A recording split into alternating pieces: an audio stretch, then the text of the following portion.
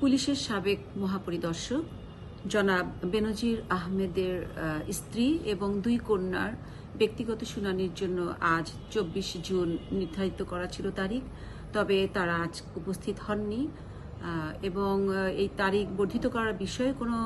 আবেদনপত্র দেননি। তবে একটি লিখিত বক্তব্য দিয়েছেন যেখানে তাদের অবস্থান তার বর্ণনা করা হয়েছে এবং এই আবেদনটা জনাব বেনজির আহমেদের আবেদনের সাথেই একসাথেই আমাদের কার্যালয়ে গত বৃহস্পতিবার জমা দেওয়া হয়েছে। এখন সেই বক্তব্য নিয়ে তো অনুসন্ধানী কর্মকর্তারা পরবর্তী ব্যবস্থা, আমাদের অনুসন্ধানকারী টিম এই আবেদনের বিষয় কিংবা আমাদের দুর্নীতি দমন কমিশন আইন 2004 ও দুর্নীতি দমন কমিশন বিধিমালা 2007 অনুযায়ী